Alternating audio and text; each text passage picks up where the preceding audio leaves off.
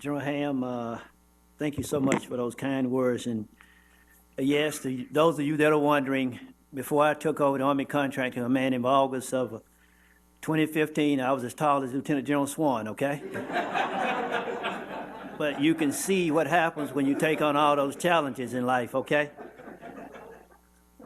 And I tell you, I've been fortunate to have deployed around the globe looking at this huge Army contracting organization I got of over 6,100 people spread out all over the world. And when I look at the dynamic environment that we're doing contracting in, I look at it in three different environments for the Army Contracting Command. If you look at what I do here in CONUS, I got the Mission Installation Contracting Command headquarters down in San Antonio, Texas. Brigadier General Gabbard and his team support our soldiers and their families on about 32 installations throughout the CONUS bases there, the Fort Braggs of the world, or Fort Stewart's and Fort Hood and so forth. Then you look at the installation contracting I do, the ECC does it with Brigadier General Paul Perdue downrange, whether that's Iraq, Afghanistan, Korea, so forth and so forth, okay? Then you look at, and this is I call my weapons portfolio, is supporting about 11 different PEOs, about 5,700 FMS cases. I got 6 contracting centers that does that, and those contracting centers, probably all of you are familiar with them. They do about 86% of my work. I got here today Mr. Carr from Rock Island, Ms. Mendoza from Warren, and I don't think Paul Malinkiewicz is here yet, but I got him also coming. He's from Picatinny. But when you look at the dynamic environment, and I think General Ham hit it spot on there, is that we have to get stuff out to the warfighter rapidly. But also, how do you balance getting it out to them rapidly with also being compliant? There's a lot of processes, rules and regulations and processes out there that we have to be compliant with. And that's kind of our challenge here today. And I think we've all seen how the pendulum can swing from a focus on speed to supporting soldiers at war when funding is plentiful to a more constrained budget environment with lots of oversight and focus on funding stewardship. So how do we strike the balance between speed and compliance in today's environment with Army support to coalition combat operations still ongoing in CENTCOM area of operation, increasing tension in Europe and the Pacific, and uncertain funding? Okay, now that's Europe and the Pacific. When you go home this afternoon, there may be tension somewhere else, okay, if you look at CNN. So it's all over the globe. At the same time, how do we change the environment that's best described by the old adage, there's never enough time to do it right, but there's always enough time to do it over, to an environment that focuses on outputs and not the process and activities that most people think about when they're talking about contracting. And that's why we're here today, to talk about, I'm going to tell you, I need your help. Contracting is a team sport that includes the customer, contracting organizations, and those contracting organizations not only include the Army Contracting Command, but you got the Corps of Engineers, you got MedCom, you got DCMA, DCAA, and then industry. It's a team sport. And we all have to work as a team, collaborating and getting out of the mode of working in stovepipes. We need to look at the entire process from requirement development through delivery and not focus on just awarding contracts. To do this, we have to become more proactive rather than reactive. This means getting left of bang to get ahead of the decision cycle by anticipating requirements.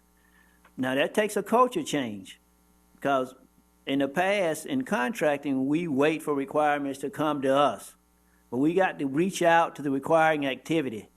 And when the requiring activity needs to put us involved early up front so that we can anticipate requirements, start working the requirement with the with the requiring activity, and get it out on the street. Early engagement with mission partners is key to getting contracting input to help shape acquisition and contracting strategies.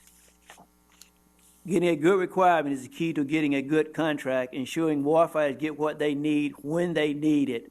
Poorly written, incomplete, or late requirements directly affect our ability to execute a contract in a timely manner. Now, as most of you know, when a requiring activity comes to me and say they need a contract, they really needed it probably 6 months ago, okay?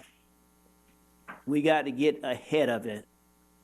And then in contracting, what we typically do is they send us a requirement, and we can't play ping pong back and forth required because it doesn't have this and it don't have that in it. That takes a while also. We have to get a good requirement, put the requirement out on the street.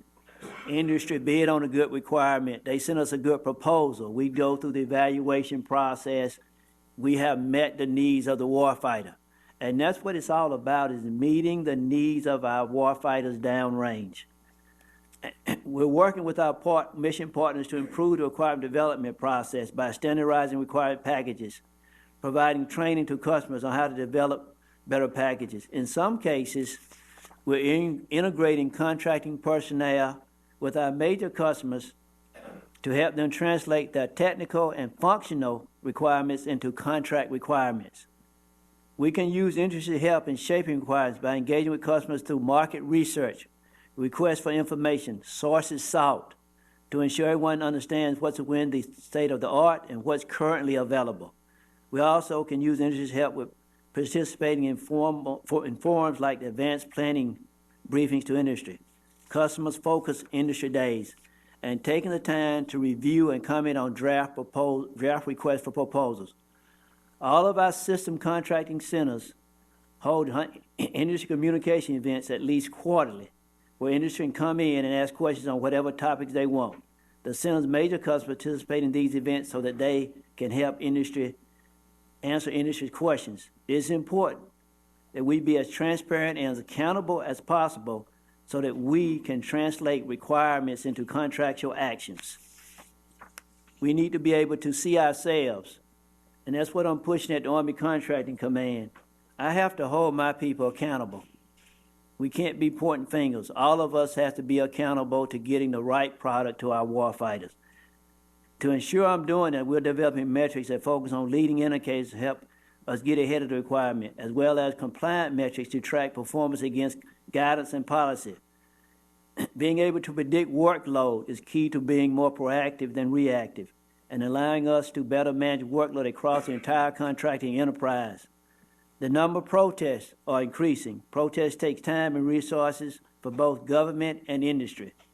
We're looking to reduce protests by ensuring that we are open and transparent, that we have open and transparent processes that encourage communication within industry throughout the process.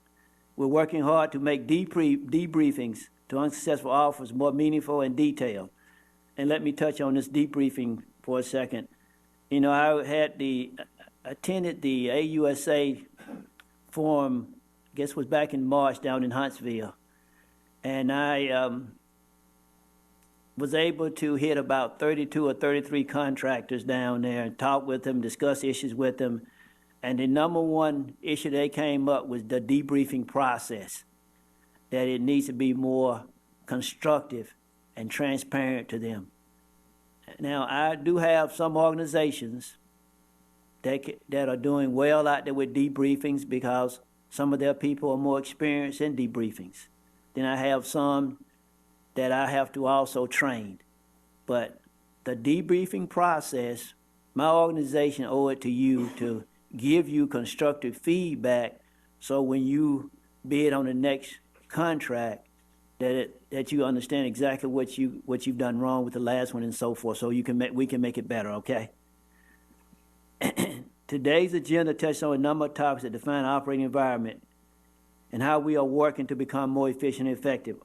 Operationalizing contracting is a key cultural change to show how we are synchronizing and integrating capabilities of the entire acquisition team to deliver readiness, rather than counting dollars, actions, and dollars obligated and actions process.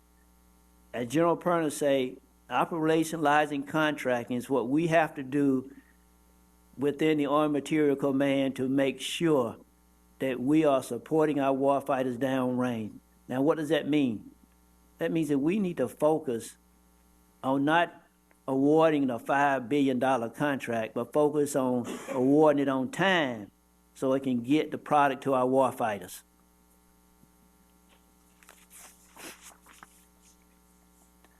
Also, we're trying hard to change the risk-averse culture of our contracting organization, encourage more communication with industry. We also need to be willing to consider innovative solutions with acceptable risk, budget, and funding uncertainty has become a way of life. Senior Army leadership has stated that the lack of stable, predictable funding is the #1 risk to readiness. All stakeholders must pull together if you're to overcome the budget risk and deliver readiness to our mission partners. As I told someone earlier today, I think we got about 72 hours, right? Okay. A predictable funding model. Predictable funding model. I think you've heard that many times in the last year, especially from our Chief of Staff of the Army. We've been leading forward and positioning ourselves to execute a potential FY 2017 budget amendment. The uncertainty over lifting the continuing resolution, passing an FY 17 budget and then acting an FY 17 budget amendment makes the year even more of a challenge for both government and industry. The bottom line is that to be successful in delivering readiness in this environment, we all need to work as a team, anticipate and collaborate in order to deliver the best products and services to our sons and daughters. That's what we have to do. It's not about us pointing fingers at each other, but it's about delivering the best product to our sons and daughters. And that's why I'm here today. That's my, you can call it my foot stomp or whatever you want to call it. I'm here today to work with you as a team to deliver the best product. And I need your help in doing that. The Army Contracting Command, the Corps of Engineers, MedCom, none of us can do it by ourselves. This is a partnership. And this partnership, for many of you, has been going on a long time. There's nothing that we're going to do in our Army where our contractors are not going to be involved in the next 25, 30 years, in my opinion. We are globally deployed all over the world. I am available at the break to talk to a number of you if you want to talk. My office is in Huntsville. If you're ever in Huntsville, Alabama, please stop by and we can sit down and talk there. Thank you so much what you're doing for this great Army and what you're doing for our sons and daughters. Thank you. And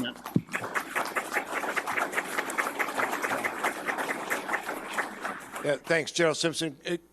Would you take a couple of questions? Sure, sir. You got time? I think we got time for that. Sure. If I could, I'll kick it off and just, could you describe the relationship between Army Contracting Command and General Schaffner's Rapid Capabilities Office?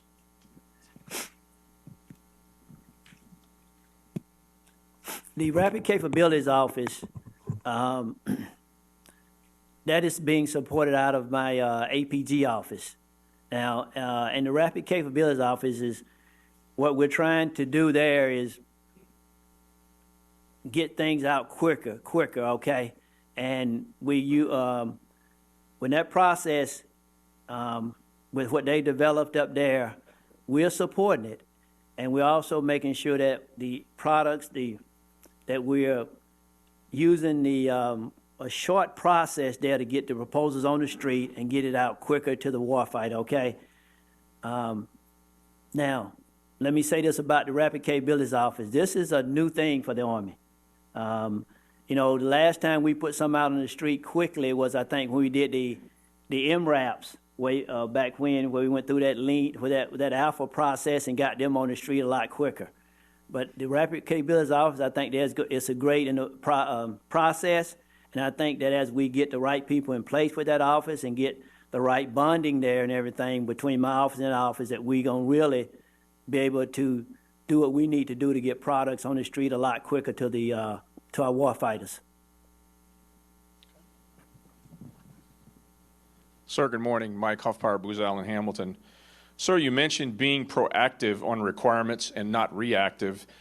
In that spirit, what is your command doing to encourage requiring activities and their supporting mission installation contracting commands to use existing vehicles instead of setting up their own separate contracts, especially in the times when they see when the mix and the requiring activities see the offload process and fees as obstacles to a way ahead?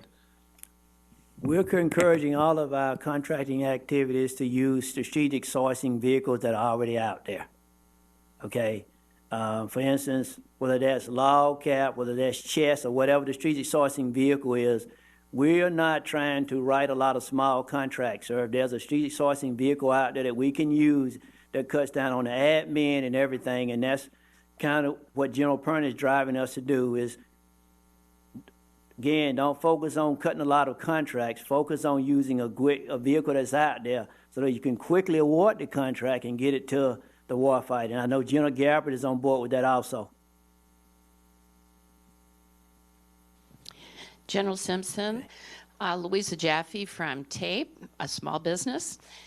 I'd like to know, I'm very interested in the requiring, helping the requirements side of things. From an industry standpoint, there's not a lot of impact sometimes, especially as a small business, that we can have.